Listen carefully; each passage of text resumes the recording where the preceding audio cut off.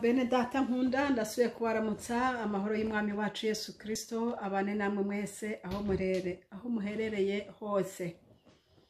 Muri kano kanya rero ni Françoise Habonayo ngomba kubandanya na ya nyigisho nari natanguye, inyigisho kumbura izo nyigisho ndende.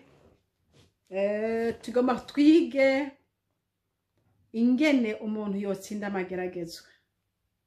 Ingene umuntu yotsinda amageragezwa. Mu gice ca mbere twabonye ngo ingene Yobu yari umuntu w'Imana, ashimwa n'Imana, kandi yari afitaniye imigenderanire myiza n'abo mu rugo rwiwe, hari amahoro. Muri iki gice ca kabiri rero naco tugomba turabe ingene Satani ashobora kuza kugutera n'ingene wobivamwo. Yesu nashimwe. Ni gute rero bene data dushobora kuva muri ibi bintu umwansi adutera? Icambere coco twishimikije ingene Yobu yari ameze, ko yari ameze neza. Satani ntaza gutera umuntu aryamye hasi. Satani aza gutera umuntu ahagaze. Nico gituma ijambo ry'Imana ritubwira ngo wewe wiyumvira ko uhagaze wiyubare ntugwe, kuko umuntu agihagaze niwo Satani aguma arondera. Bariya bo bamaze kuryama bagaheba Imana complètement, ntaco Satani abaronderako kubera yuko yamaze kubashikira. Nico gituma agomba kurondera nawe uhagaze kugira ngo ugwe, ariko Yesu azotugwanira dufise umwami atuvugira mwijuru. Izina ry'umwami wacu Yesu nirushimwe.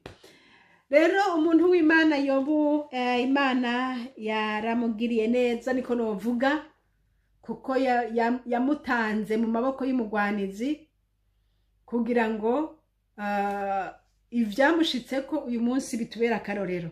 Yobu nta caha yari yarakoze, nkuko abandi bose bashaka kwiyumvira ngo yaronse ivyago kubera yuko hari icaha yakoze imbere y'Imana. Ndavyemeza yuko hariho umuntu ashaka kugira ivyago kubera icaha yakoze, kandi ndavyemeza yuko hariho umuntu ashaka kugira ivyago ari Imana yonyene yabirekuye. Nkuko kano karorero ka Yobu Imana niyo yamurekuye, kandi ntiyamurekuye gusa, yari ifite ikigomba gushikako. Mana nidufashe. Hariya ku gice ca kabiri, Yobu gice ca kabiri, turasoma umurongo hajya, umurongo wa kabiri haravuga ngo Uhoraho abaza Satani ati uvuye hehe? Satani yishura Uhoraho ati mvuye gukwiragira mw'isi no kuyigendagendamwo. Bene data nkunda, muri iyi si dutuye Satani niho akorera nawe nyene. Aho niwagenda hanze ugahura n'ugukubita, ugahura n'ibigeragezo, wibuke yuko iyi si yiduhagazemwo Satani ayigendagendamwo. Mwijuru honyene niho Satani adashobora gushika. Imana nishimwe. Rero hano mw'isi twambara ibigwanishwa, tumye ko tuzokwama mu ntambara, kuko umwansi turabana hano. Ku murongo wa gatatu aravuga ngo Uhoraho abaza Satani ati mbega witegereje umusavyi wanje Yobu, yuko atawuhwanye nawe mw'isi, ari umuntu atunganye w'umugororotsi, anyubaha akitandukanya n'ikibi? Mbega wabibonye? Mwene data uri kurankurikira, ndagomba kukubwira yuko igitanga raporo imbere y'Imana na Satani ngo aratanga raporo. Kuko aha tubibonye, tubone yuko ngo Yesu yabajije Satani ati mbega wabonye? Ntitubizi ingene bigenda, ariko Bibiliya niko imbwiye. Tiwe wabonye musavyi wanje Yobu? Yobu yaraheje guhura n'ibintu bikomeye cane. Ya matungo yari afise yose yari amaze gukurwaho. Satani yari yayakubise, arakubita za nka zose, arazikubita vya bintu vyose birapfa. Ariko Yobu akaguma ahagaze nk'umuntu w'Imana ati navuye mu nda ya mama nambaye ubusa, nzosubira atavyo nambaye. ati ibi byose nabironkeye mu isi. Donc rero nta yumva nyene naho biruko ashishika yubaha Imana. Niho rero Yesu yabaza Satani, wabonye naho wamuteje vya bindi byose ubona yaciye ampeba kubera yuko kwizera kwiwe kutandi guhagaze mu byatunze.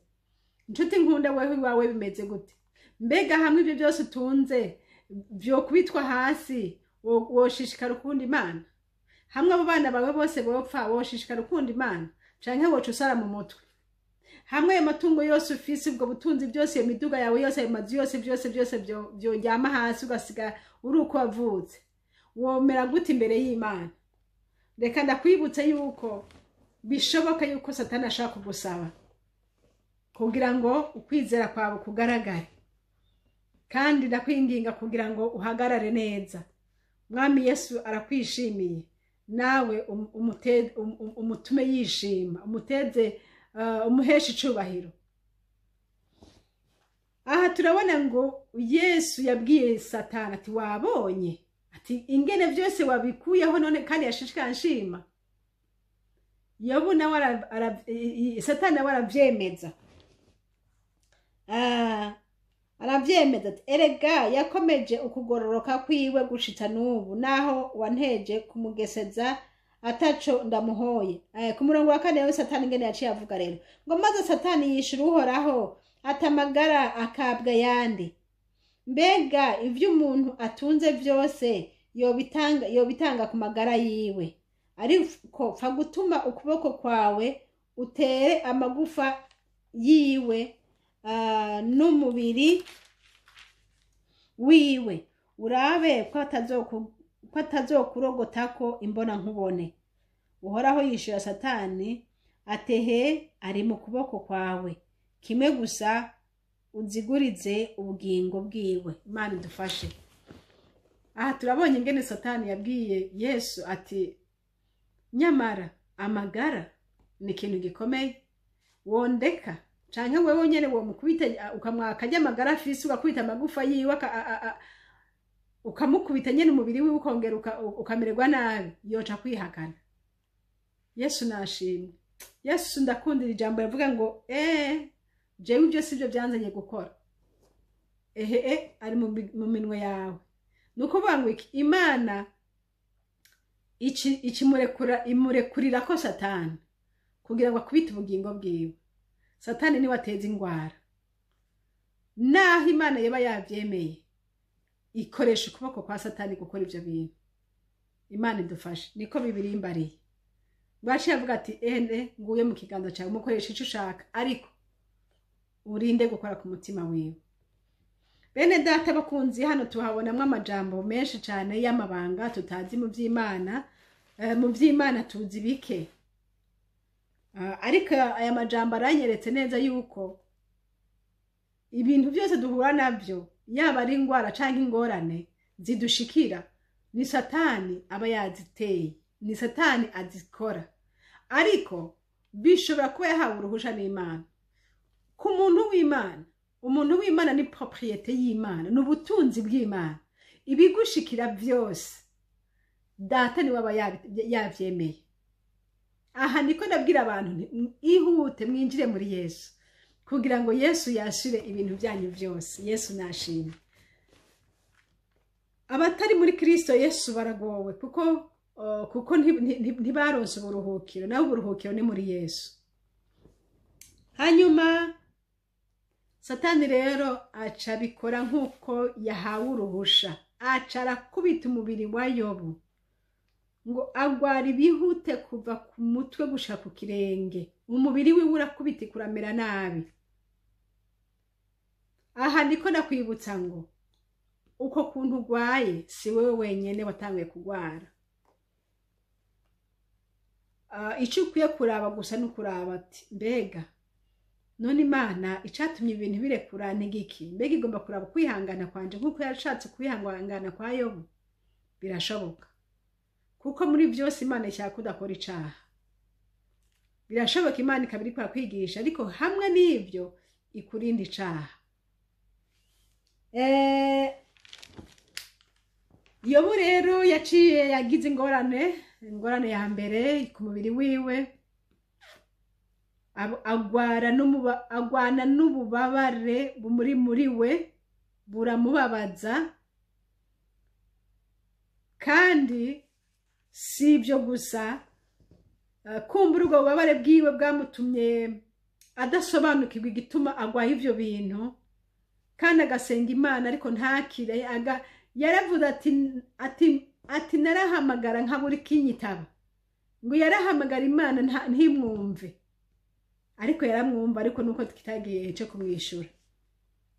Hanyuma rero hari aho kubera kubabara kwinshi yaraniha, yarashavurira Imana ati none uri hehe, wampoye iki, wopfa umunyica.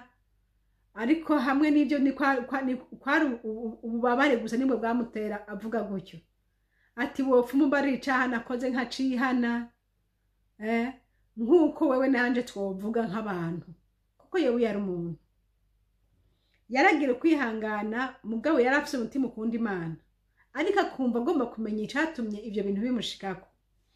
Hanyuma umugore wiwe nawe yarababajwe cyane n'izo ngwara za Yobu, kuko ingwara y'umugabo bene data iratusha umugore, ni nk'uko ingwara y'umugore iratusha umugabo, imutusha mubiki, iranatusha n'abana, mbese nabo bose bakuri hafi, kuko iyo ugwaye baraza kukugwaza, iyo ugwaye ukuniha kwabo kubashika mu matwi nabo. Nukuvuga ngo ubugwayi bw'umugabo, ubugwayi bwa Yobu bwarababaje umugore wiwe cyane. Yobu, umugore wiwe Yobu yumva nyine ararushe, ati nukuri ibi bintu basi pfumupfa utuka Imana hamikwice ucuvaho, tubone kuruhuka, turuhuke imiruho yawe, turuhuke umunuko wawe. Yo Mana yanje, ndavye ngaha mbona yuko uwo mugore yari yarushe cyane, yari yarushe, yari yumva batabona ingene babigenza, yari yumva umenga Yobu ico muruhura no gupfuma apfa niho iyo baruhutse kubera ububabare yamubonana.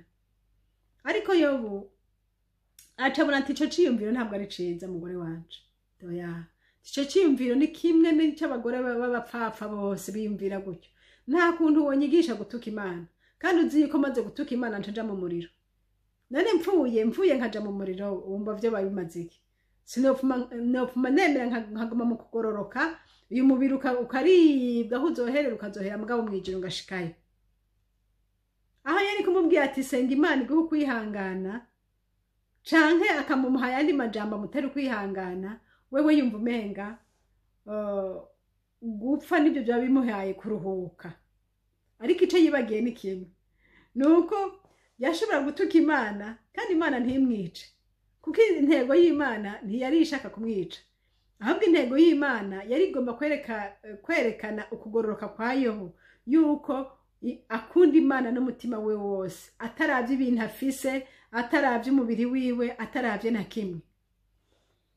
Hanyuma umugore wiwe baramutsinze. Urumva ko Satani yaramuteye ku mubiri, abona ku mubiri ntaco bitwaye, ati reka nce ku mugore basatuka Imana. Umugore aciye ku mugore, naho nyene Yobu aba yabaye maso, aca arabibona. Mwene data uri kurankurikira, uzokwihanganira iki? Ariko ntucu usya bwose, kuko umwansi ntiyabona iki wacihanganiye, azoca gutera ku yindi nivo. Naho nyene nakubwira nti ube maso. Umugore wamaze kumuresha, Satani ntiyagejeje aho, aca mutera bagenzi biwe rero. Baca baraza, baramwigisha, baramuvugira ko amajambo akomeye, baramwereka ko yakoze icyaha ico gituma amerewe gutyo, baramubwira ko Imana ihana utacumuye, baramusomera biriya na biriya nk'uko abandi nawe bakunda kugusomera. Yesu we, Imana dufashe, Imana dutabare, kandi Imana tuburanire. Amajambo, Satani arinjira mu majambo y'abakunzi bawe, mu majambo y'abakuri hafi. Satani agakorera aho hantu. Ugabe mwene data nkunda, uhagarare magabo aho hantu, hahagararire kabisa, kuko aho hantu hashenye benshi, warihanganiye byinshi mugabo amajambo y'abakuvuze byakunaniye, urababaye, ufise umutima utuntuye kubera amajambo wumvise bakuvuze. Enda tsinda nkuko watsinze bijya byose. Satani yatanguriye hariya ni wageze na hariya na hariya, kandi nibyo niyo wabinesha azoca n'ahandi. Cyo ndaguhamagara gusenga no kusaba Imana inkomezi no kudaha amatwi ibyo uri kurumva. Yobu yarumvise amajambo menshi bamubwiye, baramwagiriza ko yacumuye, baramwagiriza ibintu, ariko Yobu aramenya ati aha ngiye kwahagararira. Imana yanje ndayizi, umutima wanje ndawuzi, jewe ntaco nacumuye ku Mana, ntaco nacumuye. Ariko aguma avuga ati sicama nkamenya icyatumye Imana ikora ibi bintu. Ariko yaramenya ko ataco yacumuye, kuko aguma avuga ati jewe ntaco nacumuye imbere y'Imana. Bagaca bamubwira ngo uri kuribya kuri umugororotsi, muri iyi si nta n'umwe agororotse, la byinshi nka kwa kundi barakubwira. Rema nshuti yanje, nje kukwibutsa ngo nureme ayo majambo bakubwira ngo ntiwavyaye. Rema, guvyara gutangwa n'Imana. Hari wundi yaririmbye ati hariho n'abandi benshi bavyaye, ati bipfuza kubasubiza mu nda bitagishoboka. N'abavyaye sibo bari mu ijuru. Rero rema, bakakubwira ngo heraba ngo ibyawe byaguheze ko ibiki n'ibiki. Ni wewe wa mbere gukena, abandi ntibakenye. Kandi noneho bakenye bisobanura ko batazovyuka. Ejo uzokongera uhaguruke, uzokongera uvyuke. Yesu nashimwe.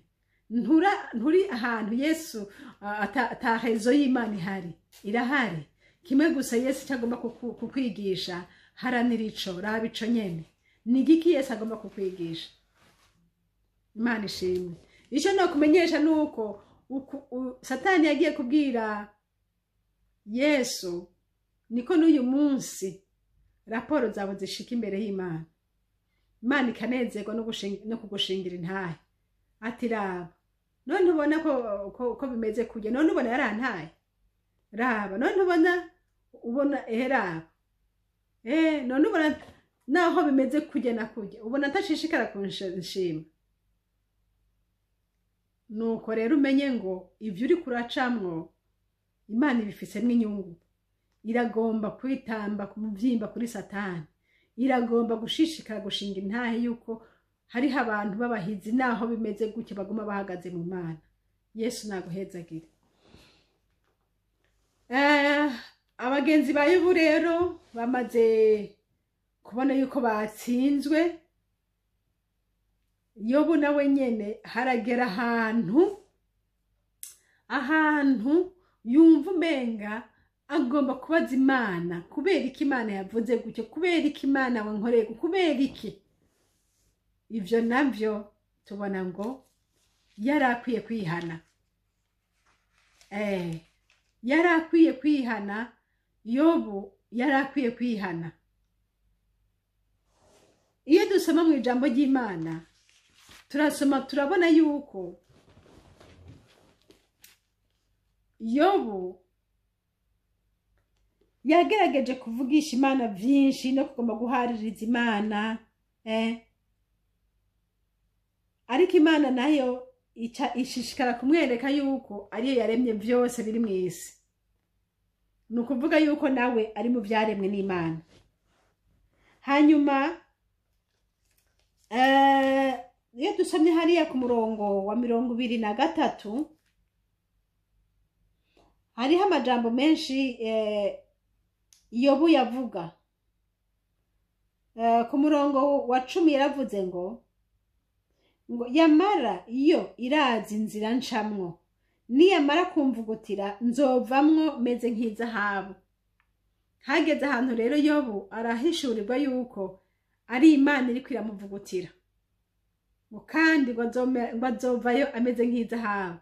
Mwene data uri kurankurikira, ibyo bibazo urimwo ni ibyo kukuvugutira, si ibyo kukwica. Imana nta ntego ifise yo kukwica, kandi Imana usenga ntiyotuma Satani akunyikiza gushika upfe, oya. Ariko Imana igituma ibireka iragomba kukuvugutira kugira ngo ugire inkomezi nyinshi cyane. aravuga ati nzoyivamo meze nk'izahabu. Kandi aravuga ati ikirenge canje nacometse mu cayo, inzira yayo narayikomeje sinakikama. Yesu nahabwa icubahiro. Mu magogo urimwo ukomeze inzira y'Imana ntukikame. Bashobora kukubwira ngo iyo ngwara ko yananiranye genda ku bapfumu bo gushoborera biriya na biriya. Bashobora kukubwira ngo ko wabuze ivyara genda kuri urya mupfumu yo guha umuti. Bashobora kukubwira ngo ko umugabo yagutaye genda hariya wironderera ubundi birakunda. Abagabo si umwe.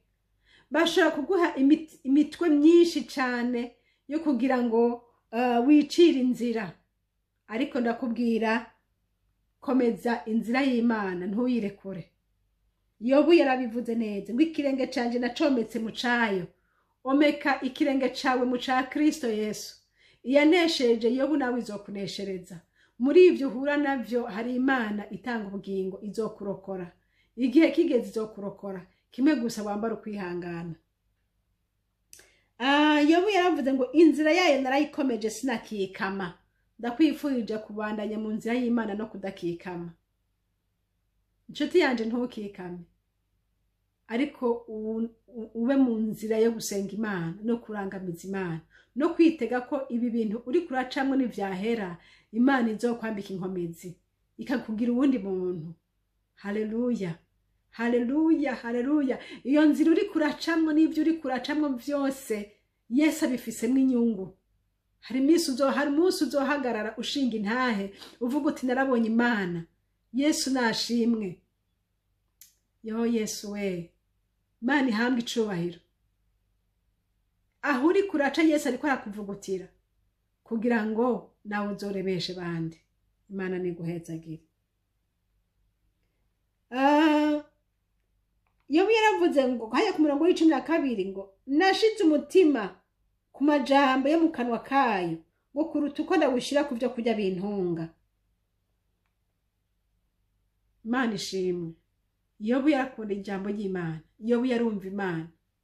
Akumva ko ivyo Imana yavuganye nawe. Nawe ushira amajambo umutima wawe ku majambo y'Imana. Imana ishimwe. Imana ihabwe icubahiro. Imana ishigwe hejuru. Imana se umwami wacu Yesu yagahezagirwa. Data wa twese ahoraho icubahiro nikimugarukeko. Abihanganye bazoronka ingororano. Nawe nshuti yanje wihangane. Yobu ku majambo menshi yavuze hariho amajambo Imana yabwirizwa kumushira ahantu yumva ko agomba kwihana.